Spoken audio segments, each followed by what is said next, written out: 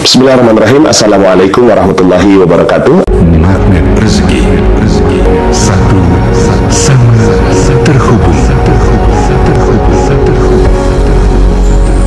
Alhamdulillah, di kesempatan kali ini saya ingin menyampaikan materi tentang jodoh terbaik, ya.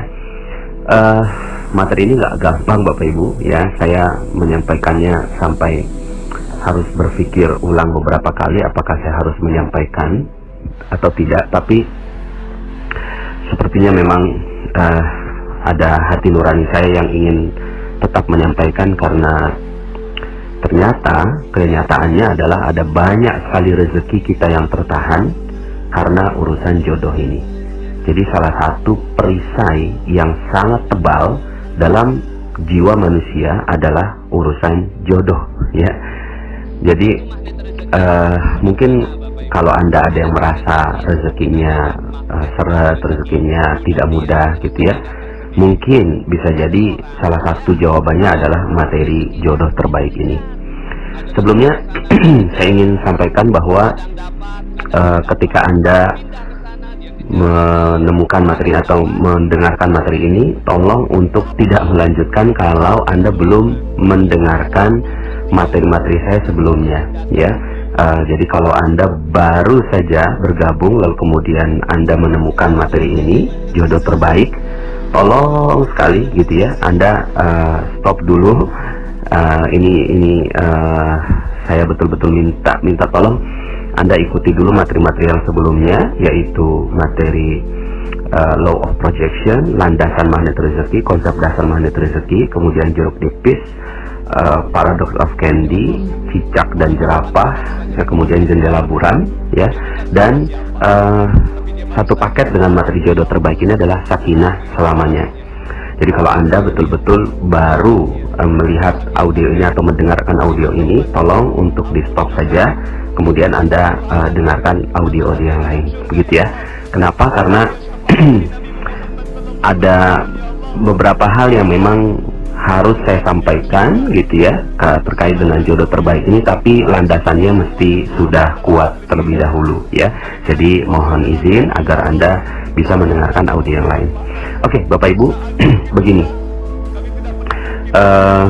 ini satu paket ya dengan materi sakinah selamanya, ya. Jadi di materi sakinah selamanya itu saya sampaikan bahwa jodoh setiap orang sudah ada, ya. Jodoh setiap orang itu sudah ada, dan jodohnya ditetapkan di mana? Yang terbaik sebenarnya adalah di akhirat, dan itu adalah jodoh yang sudah Allah tetapkan. Setiap Allah lahirkan seorang bayi, kemudian pasti dia sudah ada jodohnya, dan jodohnya itu kalau nggak di dunia, di akhirat, dan yang terbaik adalah di akhirat, ya. Kemudian yang berikutnya yang saya sampaikan di materi sakinah selamanya adalah yang paling penting bukan jodohnya, tapi yang paling penting adalah mencari ridho, ya, mencari ridho dari proses mencari jodoh itu. Jangan sampai akhirnya ketika kita mencari jodoh terus kemudian ternyata kita tidak mendapatkan ridho orang tua kita, tidak mendapatkan ridho kakak adik kita, tidak mendapatkan ridho orang-orang di sekitar kita, ya. Jadi itu yang tidak sederhana, ya, karena urusannya adalah urusan yang panjang. Silahkan review materi terumbu karang, ya, bagaimana merawat terumbu karang. Dan yang paling penting ketika sudah menikah, maka yang harus dijaga adalah keridhaan suami dan keridhaan istri. Jadi saling ridho meridhoi, saling rela gitu ya, rela menerima apapun keadaannya. Makanya saya sampaikan sebuah dalil, ayyuma imra'atin matat wa zawjuha anha radin dakhalatul jannah. Seorang istri yang meninggal dunia lalu kemudian suaminya ridho, maka langsung masuk surga. Kebalikannya, kalau suaminya nggak ridho, berarti ada hal yang harus dipertanggungjawabkan, ya. Maka dari sini, ya, di sakinah selamanya saya sampaikan tentang logika tentang keridhaan, mencari keridhaan sekitarnya, ya. Kemudian juga saya sampaikan kisah tentang ibunya atau orang tuanya, ayahnya dari Imam Syafi'i, yang ternyata proses pernikahannya itu betul-betul dijaga oleh Allah Subhanahu wa Ta'ala. Nah, dalam materi ini saya ingin menambahkan dosis dari sakinah selamanya agar kita semua bisa memahami betul tentang urusan jodoh ini, ya. Karena ya ada yang bilang begini, Pak Nas, kok materi yang sakinah selamanya kok gitu sih, jadinya orang tuh nggak semangat menikah gitu ya. Bukannya nggak semangat menikah, Bapak Ibu. Kondisinya begini, saya ini punya 5 anak perempuan gitu ya. Jadi saya tahu betul bagaimana rasanya seorang wanita yang tidak mendapatkan jodoh. Saya punya anak 5 perempuan. Anak pertama saya udah umur 14 tahun saat ini, 14 tahun, dan ya tinggal beberapa tahun lagi saya harus menghadapi masa-masa dia untuk mendapatkan atau menerima atau mendapatkan pinangan, kalau seandainya ada yang meminang. Maka nasihat apa yang terbaik yang bisa saya berikan kepada anak saya gitu ya, karena anak saya perempuan, maka ya nasihatnya seperti yang saya sampaikan di sakinah selamanya, udah tenang aja, cool gitu ya, nggak usah terlalu gerasa gerusu, fokus aja sama diri sendiri. Karena ketika kita fokus pada diri sendiri dan fokus kepada Allah Subhanahu wa Ta'ala, karena jodoh kita sudah ditetapkan oleh Allah Subhanahu wa Ta'ala, jadi ya tenang aja gitu ya. Nah, ini yang saya akan sampaikan gitu ya, dan kurang lebihnya bisa jadi ini adalah nasihat untuk diri saya sendiri ketika saya harus menghadapi anak-anak saya yang perempuan ini ya, ada 5 perempuan, Bapak Ibu. Nah, sebelumnya saya ingin sampaikan begini, urusan cinta, urusan jodoh gitu, ini selain harta, itu urusan cinta telah menyita seluruh waktu manusia ya. Jadi selain harta, urusan cinta itu telah menyita seluruh waktu manusia. Lagu-lagu yang tercipta, film-film yang diproduksi, itu sebagian besarnya karena urusan cinta dan nafsu yang membakar, Bapak Ibu. Jadi hampir-hampir kita nggak bisa menemukan film Hollywood yang tidak ada bumbu itu, gitu kan? Tidak ada bumbu cinta. Ya, hampir-hampir semua film Bollywood yang ada di India gitu kan, itu semuanya gitu ya, itu berkisar tentang tema tentang itu ya, dan akhirnya merambah kepada lagu-lagu dan seterusnya.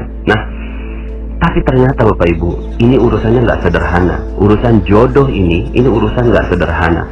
Kalau seandainya Anda merasakan bahwa rezeki Anda seret gitu ya, rezeki Anda kok nggak datang begitu ya. Ada beberapa yang japri ke saya, Pak Nas, saya nggak zolimi orang, saya kok baik-baik aja, saya kepada orang tua juga saya merawat terumbu karang, kepada orang-orang juga saya menjaga dengan baik gitu, tapi kenapa kok rezeki saya tetap seret, Pak Nas gitu ya.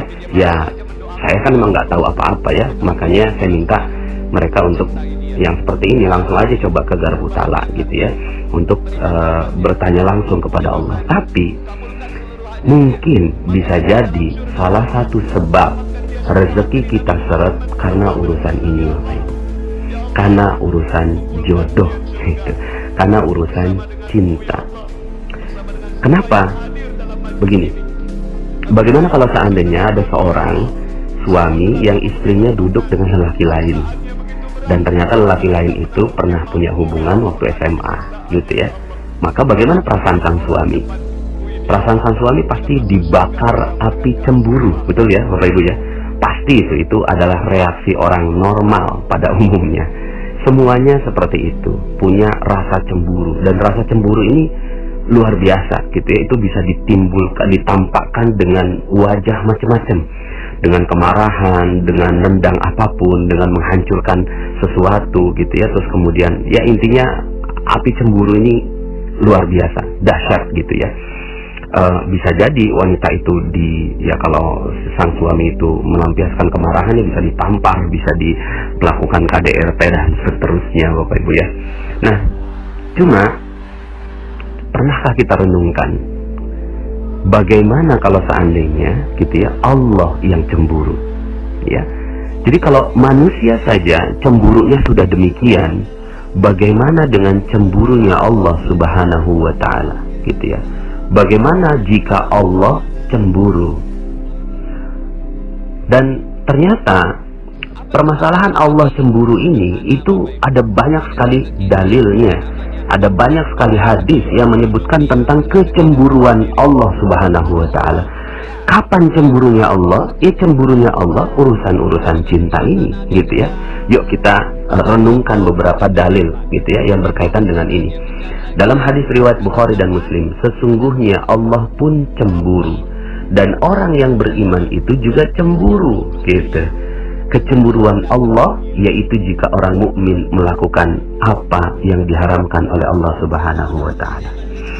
Jadi ketika seseorang melakukan apa yang diharamkan Allah, dan kaitannya di sini adalah urusan cinta, gitu ya, dia melanggar urusan cinta dan melanggar batas syariat, begitu ya, itu Allah Subhanahu wa taala cemburu dengan orang yang melakukan hal itu, ya.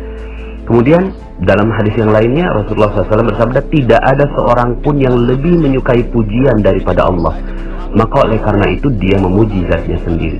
Dan tidak seorang pun yang lebih cemburu daripada Allah, maka karena itu Allah mengharamkan perbuatan keji, ya. Hadis yang sama, hadis diriwayatkan oleh Bukhari dan Muslim juga. Artinya apa? Artinya Allah Subhanahu wa taala cemburu. Bagaimana kalau seandainya Allah cemburu? Kalau manusia saja cemburu, itu bisa hancur semuanya. Bagaimana kalau Allah yang cemburu? Hancur semua.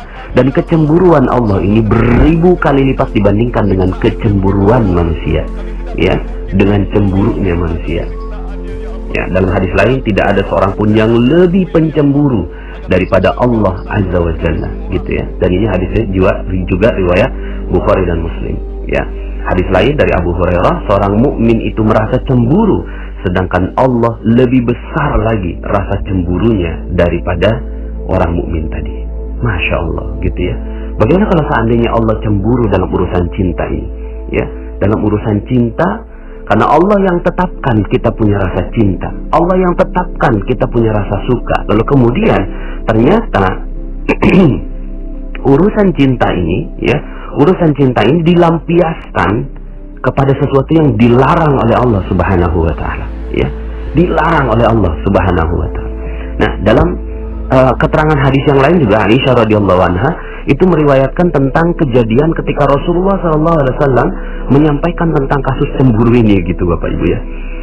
Jadi waktu itu ketika gerhana matahari di zaman sekarang ini berbeda sekali dengan gerhana matahari di zaman dahulu, Bapak Ibu ya. Kalau gerhana matahari sekarang ini kita nggak ada yang takut keluar rumah, ya. Kita udah tahu bahwa itu adalah fenomena alam, gitu ya. Tapi di zaman Rasulullah SAW, gerhana matahari itu sangat menakutkan, ya. Gerhana matahari itu sesuatu yang sangat mengerikan, gitu ya. Bagaimana tidak, siang hari dimakan, gitu ya, kira-kira begitu, dimakan oleh satu zat lah, begitu ya, dalam pikiran mereka. Sehingga akhirnya setiap ada kejadian gerhana matahari, semua tuh pada takut, gitu kan, pada masuk ke dalam rumah, nggak berani keluar rumah, sampai akhirnya itu gerhana mataharinya selesai. Nah, Bapak Ibu yang dirahmati Allah, pada saat yang sangat mengerikan itu Rasulullah berkhutbahnya tentang cemburu. Jadi sampai-sampai Rasulullah mengingatkan, gitu ya, hey, jangan-jangan ini yang terjadi, gitu ya, jangan-jangan ini yang terjadi ini karena kasus cemburunya Allah. Kita lihat ya, hai umat Muhammad. Jadi saat terjadi gerhana matahari, setelah sholat bersama sahabat, beliau berdiri dalam mimbar dan berpesan sangat panjang. Di akhir khutbah, artinya ya sudahlah, momen yang sangat mengerikan, gitu ya, yaitu gerhana matahari. Lalu kemudian juga disampaikannya di akhir khutbah, seakan-akan penekanan, begitu ya. Hai umat Muhammad, tidak seorang pun lebih cemburu daripada Allah bila hambanya, lelaki maupun perempuan, berbuat zina. Masya Allah, dijelaskan oleh Rasulullah SAW, ya, bila hambanya, lelaki maupun perempuan, berbuat zina. Masya Allah, ya. Artinya apa? Artinya zina di sini, ya, bertahap juga, ya. Kita artikannya, ulama mengartikan zina di sini ada yang zina mata, zina telinga, zina hati, zina mulut, gitu kan, zina lisan, sampai akhirnya zina badan, kemudian zina faras, gitu ya, sampai sebegitunya, gitu ya. Maka nanti kita akan bahas tentang urusan zina ini, gitu ya. Nah, cuma yuk sama-sama kita lihat perilaku orang-orang yang mencari jodoh sekarang ini, gitu ya. seorang ibu punya anak umur 30 tahunan, terus kemudian nanyain ke anaknya, pacar kamu mana nak, gitu. Kok gelisah banget gitu loh urusan pacar ini, kok gelisah banget gitu loh, sampai bertanya-tanya, sampai malu kalau seandainya anaknya nggak punya pacar. Oh Allah, ini pacaran adalah sesuatu yang tidak diperbolehkan dalam Islam, tapi kemudian menjadi biasa di hari ini, gitu ya. Menjadi biasa di hari ini pacaran. Apa yang salah Pak Nas, gitu ya? Ya gimana, ini rasa cinta Allah yang sematkan, dan Allah minta rasa cinta ini dijaga baik-baik, tapi kemudian diumbar dengan begitu luar biasanya di zaman ini. Maka Allah Maha Pencemburu, ya. Sampai-sampai Rasulullah ingatkan, tidak seorang pun lebih cemburu daripada Allah bila hambanya lelaki maupun perempuan berbuat zina. Masya Allah, bisa jadi, ya, bisa jadi. Yuk sama-sama kita, sama-sama introspeksi. Saya pun introspeksi pada diri saya sendiri. Jangan-jangan nih rezeki kita seret, jangan-jangan rezeki kita tertahan, jangan-jangan rezeki kita hilang, hancur, proyek nggak datang-datang karena urusan zina ini, karena urusan mencari jodoh tapi keluar dari batas syariat Allah Subhanahu wa Ta'ala, gitu ya. Jadi, Masya Allah, nggak sederhana nih urusan jodoh ini, gitu ya. Urusan jodoh, urusan cinta nggak sederhana. Maka bagi sahabat semua yang masih belum punya calon, gitu ya, sudahlah, ya, tenang aja, ya. Yang sering terjadi adalah, ya, laki-laki akhirnya untuk mencari jodoh yang dia lakukan adalah dengan mencoba, gitu ya. Mencoba, ini perempuan ini bagaimana, ini perempuan ini bagaimana, perempuan ini bagaimana. Kalaupun tidak terlalu jauh mencobanya, mencoba tangannya, mencoba bagaimana memeluknya dan seterusnya. Nauzubillah, di dalam pacaran, begitu ya. Allah Maha Pencemburu ketika seorang lelaki berdekatan dengan seorang wanita yang bukan mahramnya, lalu kemudian mereka mencoba-coba melanggar syariat cinta ini, gitu ya. Maka Allah Subhanahu wa Ta'ala bisa jadi menghancurkan. Kalau kita saja melihat ada seorang wanita, ya, yang tadi saya sampaikan, seorang suami melihat istrinya berdekatan dengan laki lain, maka bisa hancur itu semua urusannya, gitu ya. Maka bagaimana Allah, ya, bagaimana Allah Subhanahu wa Ta'ala, ya. Karena menikah ini bukan, gitu ya, bukan untuk apa, menyalurkan syahwat semata, tapi sebenarnya untuk menahan pandangan, begitu ya. Maka dari ini, ya, ini proses pacaran dulu ya, gitu ya. Proses pacaran ini yang katanya itu untuk berproses mencari jodoh, gitu, malah berbalik menjadi kehancuran rezeki kita. Karena Allah Maha Cemburu terhadap orang yang pacaran, Bapak Ibu, ya. Terus kemudian juga terhadap wanita, ya, terhadap wanita yang dilakukan, ya, untuk mencari jodoh yang dilakukan adalah menjual dirinya. Mohon maaf sekali lagi, tapi ini rasanya saya harus sampaikan, gitu ya. Jadi kalau seandainya Anda bertanya, Pak Nas, kenapa kok rezeki saya seret ya? Kenapa kok saya udah berbuat baik segala macam? Yuk tanyain, Anda bagaimana dalam urusan menjaga diri Anda? Bisa jadi ketika kita mengumbar penampilan kita di media sosial, kemudian kita berdandan di luar, ya, kemudian kita terlalu mengumbar seluruhnya lah, begitu ya, di luar, begitu. Maka Allah Subhanahu wa Ta'ala bisa jadi maha cemburu. Lalu kemudian karena kita ingin masuk surga, ya, dan kemudian Allah dahulukan saja dulu siksanya di dunia, maka bisa jadi rezeki Anda seret karena Anda tidak menutup aurat. Rezeki Anda seret karena Anda mengumbar hawa nafsu Anda. Anda terlalu gelisah dengan urusan jodoh, ya, mengumbar semuanya di media sosial, di pasang status dan seterusnya. Bisa jadi itu yang Allah Subhanahu wa Ta'ala hancurkan rezeki kita, karena Allah Maha Cemburu, ya. Jadi ternyata urusan jodoh ini nggak sederhana, kan, gitu ya, nggak sederhana. Dalam Al-Quran Allah Subhanahu wa Ta'ala sering sekali mengungkapkan tentang ungkapan rasa cemburunya Allah. Dalam Al-Quran, dalam surat Al-Baqarah ayat 165, Allah sebutkan begini, ya, wa minan nasi man yattakhidhu min dunillahi andada yuhibbunahum ka hubbillah walladzina amanu ashaddu hubban lillah.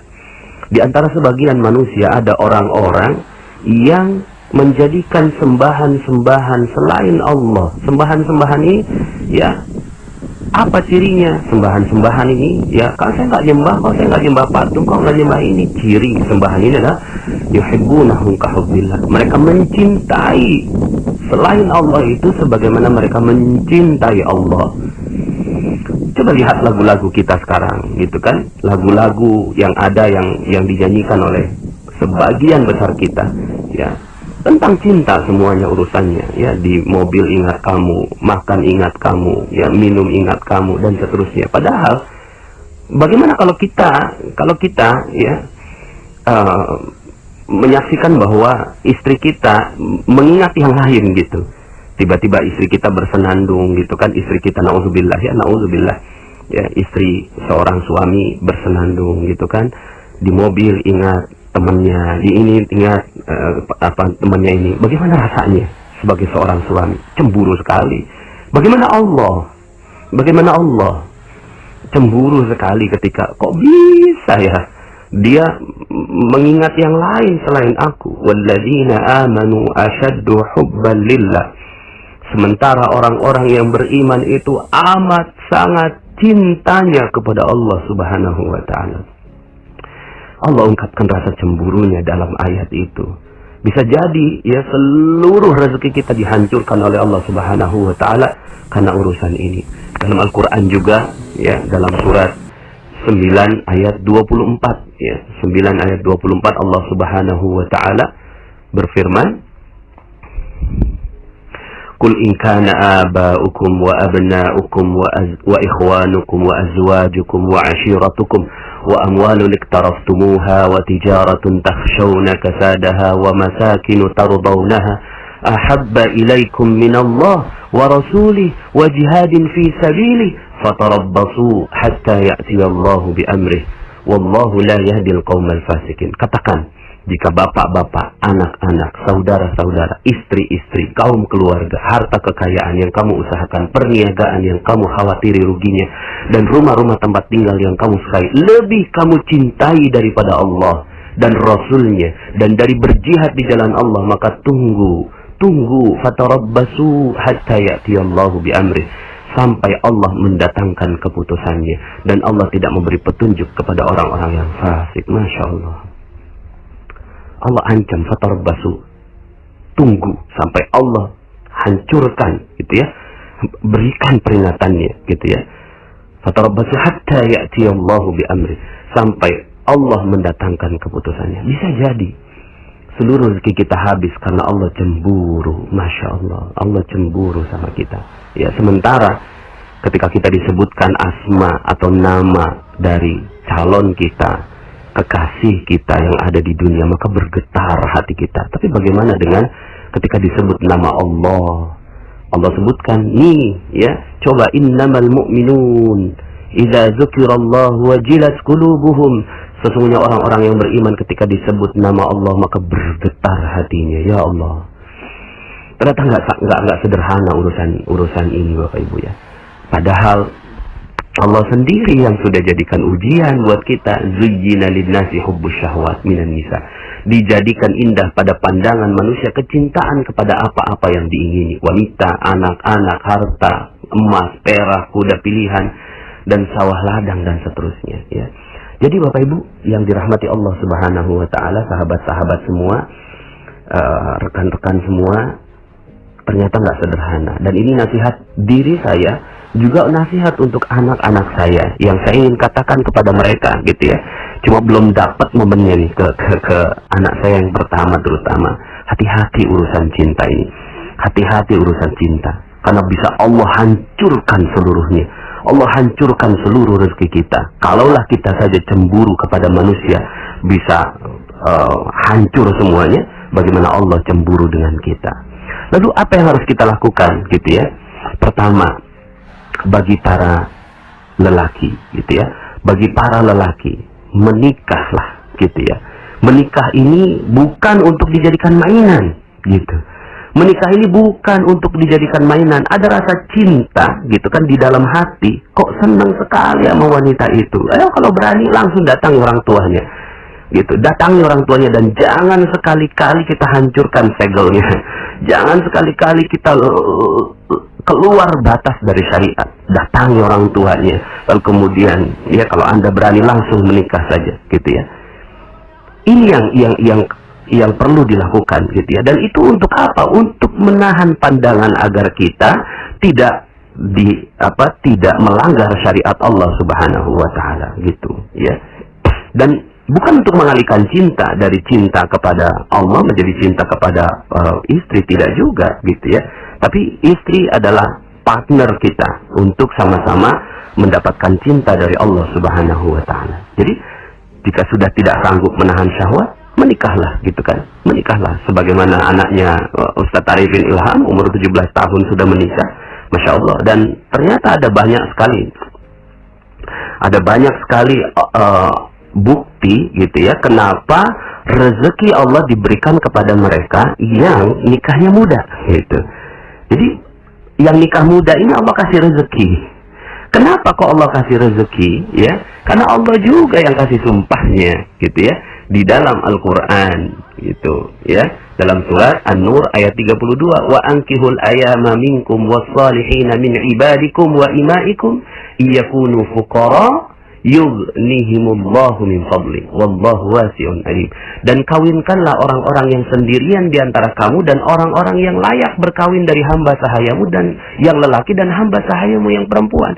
Jika mereka miskin, Allah akan memampukan mereka dengan karunia-Nya. Iyakunu fuqara yughnihimullah. Ya, jadi sampai Allah menetapkan ya kalau saya meyakini Al-Qur'an ini sebagai kalamullah, sumpahnya Allah.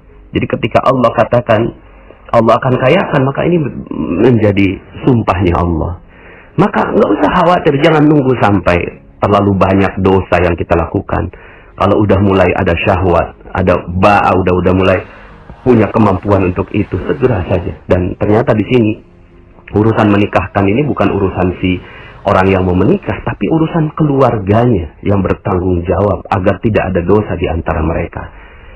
Begitu ya. Jadi kalau seandainya ada gitu ya keinginan untuk itu, minta tolong sama orang tua, minta tolong sama keluarga untuk segera dinikahkan. Dan keluarga itu tidak boleh sedikit pun menghalanginya gitu ya, dengan menanyakan udah mau kasih makan apa anak orang. Bukan.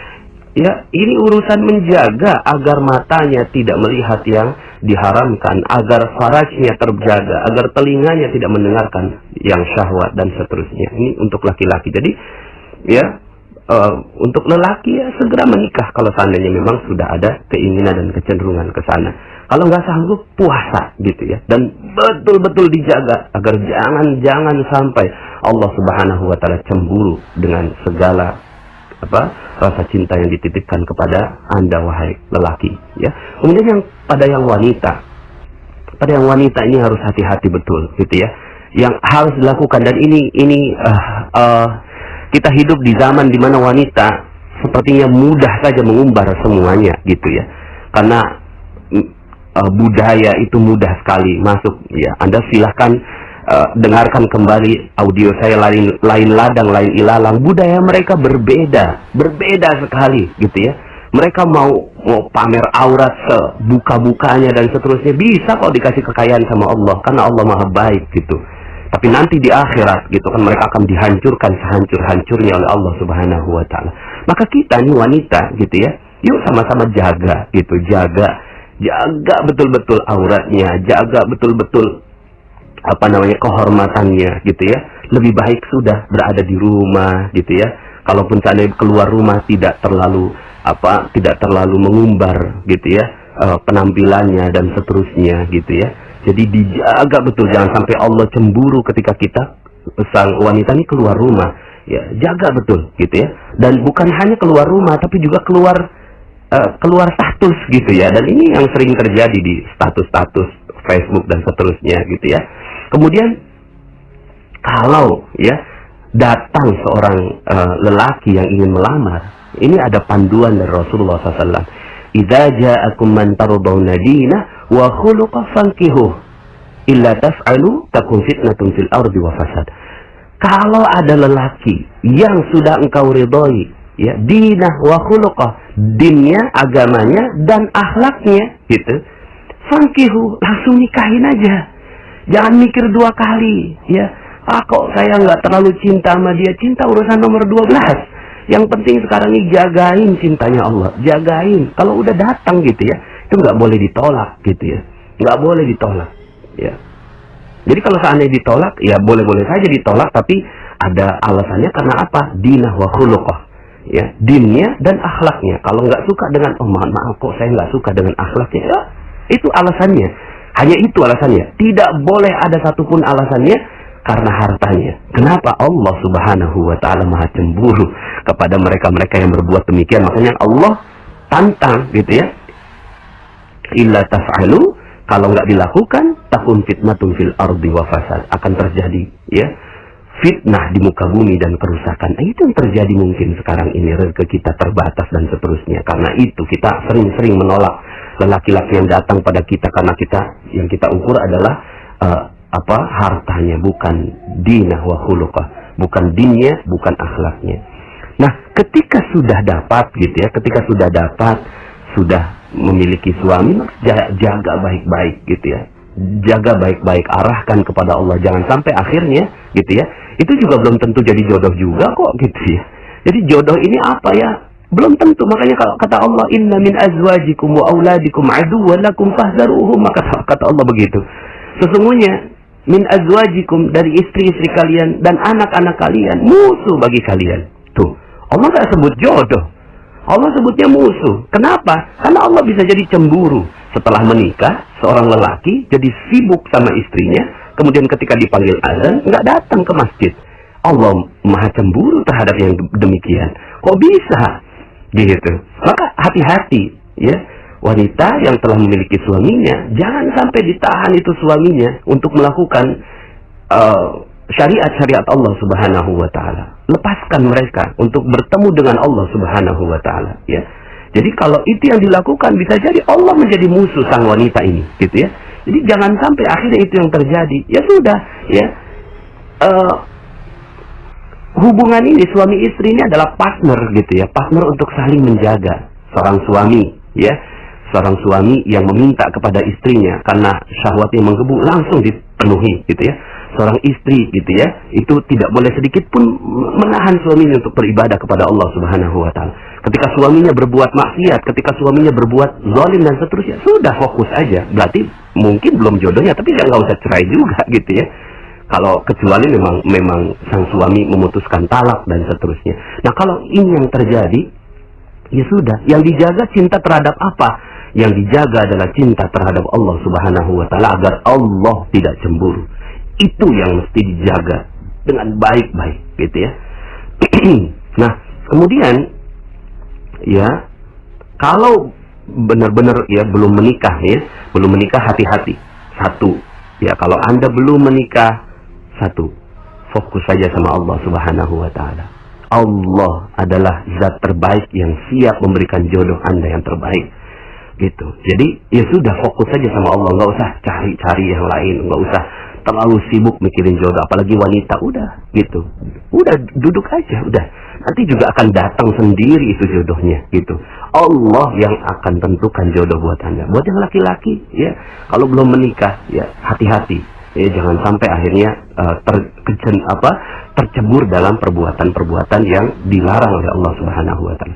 Kemudian hati-hati dengan zina ya, karena zina ini penghancur rezeki sehancur-hancurnya ya, sehancur-hancurnya zina ini gitu ya. Makanya hati-hati dengan zina ya, hati-hati betul dengan zina. Sampai-sampai hukuman orang yang berzina kalau belum menikah dicambuk, kalau sudah menikah dirajam sampai mati. Kenapa begitu? Seakan-akan sudah tidak punya hak apapun di dunia ini. Dia udah nggak punya rezeki di dunia. Kalau mau dapetin rezeki akhirat silakan, tapi bertaubat begitu. Masih bisa dapat rezeki akhirat, tapi rezeki dunia udah nggak punya. Saking Allah cemburu dalam urusan cinta ini. Ini kan membara, nafsu membara, lalu kemudian diperturutkan hawa nafsunya, gitu ya. Jadi hati-hati dengan urusan zina ini, karena Allah akan hancurkan semua rezekinya. Jadi kalau seandainya, Pak Nas, kenapa ya gitu kan, kok rezeki saya nggak ada gitu kan? Ternyata ketika diteliti pernah berzina. Ya pantas ya, kalaupun masih bisa hidup, itu atas kemurahan hatinya Allah Subhanahu wa Ta'ala, kemurahan hati dari Allah Subhanahu wa Ta'ala, sehingga akhirnya membuat ya ada seorang pezina itu bisa hidup gitu. Tapi apakah Allah Maha menerima taubat? Iya, Allah Maha menerima taubat. Yang penting sadar tentang ilmu ini. Ya Allah, pernah gitu kan saya berzina, minta ampun sama Allah. Kalaupun nggak dirajam gitu ya, karena memang nggak mungkin juga sekarang ini dirajam ya. Ngeri kita sekarang ini kalau sampai dirajam bisa masuk polisi gitu ya. Apa yang dilakukan seperti Rabi'ah al-Adawiyah gitu ya. Lalu kemudian ketika pernah melakukan kesalahan gitu ya atas urusan cinta ini, kemudian seterusnya sepanjang hidupnya yang dilakukan adalah beribadah kepada Allah Subhanahu wa Ta'ala, karena dia ngerasa udah nggak punya hak rezeki di dunia, udah nggak punya hak rezeki di dunia gitu. Akhirnya yang dilakukan ya sudah gitu kan. Kalau seorang yang sudah berzina nggak punya hak rezeki lagi di dunia, apa yang dilakukan? Dia beribadah kepada Allah Subhanahu wa Ta'ala ya. Insya Allah Allah Maha menerima taubat, Allah Maha mengampuni. Kalau Allah mau dikasih kok rezekinya pelan-pelan. Tapi nggak usah terlalu berharap karena udah seperti ini ya. Tinggal apa yang dilakukan ya sudah, dekati Allah saja. Udah, itu yang harus dilakukan kepada mereka-mereka yang pernah berzina gitu ya. Karena kalau itu yang dilakukan maka dihajar. Tapi kalau seandainya belum menikah ya hukumannya cambuk. Tapi ya nggak bisa juga dicambuk sekarang ya, karena kita nggak pakai hukum Islam sekarang ini. Tapi ya sudah gitu kan. Yang kita ingin lakukan adalah bagaimana kita tidak menjadikan Allah cemburu terhadap diri kita gitu ya. Ya. Nah, jadi hati-hati, jangan sampai pacaran ya. Kalau belum menikah jangan sampai pacaran. Pacaran itu penghancur rezeki terbesar. Gitu. Karena dia wala taqrabuz zina, jangan dekati perzinahan. Allah yang udah minta begitu, karena Allah yang kasih rezeki, maka Allah katakan gitu ya. Hati-hati, yang kayak gini-gini bisa rezekinya hancur. Jadi kalau seandainya, Pak Nas, kenapa ya rezeki saya hancur? Kenapa kok rezeki saya seret? Pernah pacaran? Pernah. Ya bisa jadi. Karena itu. Terus gimana dong kalau udah pernah? Ya kalau pernah, minta ampun. Kalau belum terjadi, ajarin nilai ini terhadap anak-anak kita, kepada keluarga kita. Ya, siapa sih yang nggak pernah berbuat dosa? Ya, yang ngomong ini juga punya banyak dosa. Ini sama-sama kita sama-sama. Karena urusan jodoh ini, ya, ini urusan yang menghancurkan rezeki sehancur-hancurnya. Jadi ya sudah gitu ya, nggak usah ada pacaran, nggak usah gitu ya. Karena pacaran adalah penghancur rezeki terbesar. Panas, saya pernah pacaran, saya juga mungkin pernah berzina, tapi kok rezekinya baik-baik saja. Hati-hati. Kalau yang kayak gitu, itu bisa jadi istidraj. Bisa jadi Allah senangin kita di dunia supaya akhirat nggak dapat apa-apa. Makanya minta ampun sama Allah. Kalau udah pernah berbuat itu, ya jangan-jangan nanti disiksa di akhirat. Karena rezeki juga bukan hanya uang, tapi keharmonisan. Jadi kalau seandainya, kenapa kok ya gitu ya, saya kok nggak harmonis dengan suami, nggak harmonis dengan mertua, kemudian ada masalah dengan tetangga, ada masalah dengan bisnis, ada masalah dengan apa, ya bisa jadi Allah lagi ngancurin kita karena urusan jodoh ini. Dari dulu mungkin sebelumnya kita sudah melakukan kesalahan-kesalahan. Tapi sekali lagi, Allah At-Tawwab, Allah ini Maha penerima taubat gitu. Allah Maha penerima taubat ya. Makanya sekali lagi saya katakan, saya tidak mudah untuk menyampaikan materi ini, tapi rasanya sepertinya perlu saya sampaikan karena banyak yang merasa aman gitu. Banyak yang merasa aman dari setelah mendapatkan materi perisai rezeki. Panas, alhamdulillah saya udah duha, udah tahajud, udah sedekah, tapi kenapa ya saya kok rezekinya nggak datang-datang? Ya bisa jadi ini, bisa jadi urusan jodoh ini, urusan cinta ini gitu. Lalu kemudian kesimpulannya terakhir gitu ya, yang ingin saya sampaikan, ini kan judulnya adalah jodoh terbaik. Lalu siapa jodoh terbaik itu? Jodoh terbaik tidak ada yang lain kecuali jodoh yang mengajak kepada Allah. Udah, itulah jodoh terbaik. Jodoh terbaik adalah jodoh yang di dunia mengajak kepada Allah. Kalau tidak mengajak kepada Allah berarti bukan jodoh terbaik. Mungkin jodoh tapi bukan terbaik gitu, bukan jodoh yang baik. Gimana Pak Nas kalau seandainya saya udah dapetin suami yang sepertinya bagaimana gitu ya, KDRT, zalim, nggak pernah sholat dan seterusnya? Ya sepanjang dia tidak menceraikan kita, ya sudah, kita aja yang bertaubat, minta ampun kepada Allah Subhanahu wa Ta'ala, terus bertaubat kepada Allah gitu ya, dan bersabar saja dengan keadaannya, karena sudah pernah ada akad nikah. Akad nikah itu sumpah, janji yang sangat-sangat agung, mitsaqan ghalidha. Itu perjanjian yang amat erat, kuat sekali. Kalau seandainya suami ucapkan talak, baru kemudian Anda selesai, gitu ya. Dan ternyata kan bisa juga jodoh akhirnya bukan suami kita yang sekarang kan, gitu ya. Setelah itu ya sudah, gitu ya. Fokus saja, perbaiki anak-anak, perbaiki diri sendiri, dekatin dengan Allah, jangan sampai Allah cemburu, lalu kemudian berharap nanti jodoh Anda dipertemukan di surga Allah Subhanahu wa Ta'ala dengan seorang raja yang sangat-sangat luar biasa tampan rupawan nanti di surga Allah, Toh cuma sebentar lagi kok. Dunia kan cuma 60 tahun, 70 tahun dibandingkan dengan jutaan tahun yang akan kita lalui sampai ke akhirat, lalu kemudian nanti di surga itu abadan selama-lamanya, gitu ya. Dunia ini singkat sekali, sudah sabar aja, gitu ya, kalau memang seperti itu. Jadi siapa jodoh terbaik? Jodoh terbaik adalah jodoh yang mengantarkan kepada Allah. Cari mereka, ya. Kalau nggak begitu, jangan mau, gitu ya. Jangan sampai akhirnya seperti trennya artis-artis, gitu ya, yang menikah dengan lain agama, gitu ya, menikah dengan orang yang tidak mengajak kepada Allah Subhanahu wa Ta'ala. Itu bukan jodoh, itu musibah yang seperti itu, gitu ya. Jangan sampai akhirnya kita terkena musibah itu. Dalam Al-Quran disebutkan, Allah larang, wala tankihul musyrikati hatta yu'min, wala amatun mu'minatun khairum min musyrikati walau a'jabatkum. Dan janganlah kamu nikahi wanita-wanita yang musyrik. Yang musyrik artinya nggak kenal Allah, sebelum mereka beriman. Sesungguhnya wanita budak yang mukmin lebih baik daripada wanita musyrik walaupun dia menarik hatimu, ya.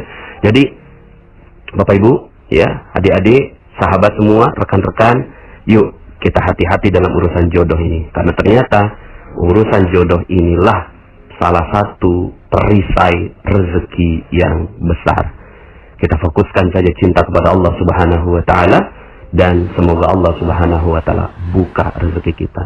Mohon maaf atas segala kekurangan, ya. Semoga dengan materi ini kita sama-sama menjahit kembali, ya, hal-hal yang sudah terluka di masa-masa yang lalu kemudian kita jelang kehidupan yang jauh lebih baik.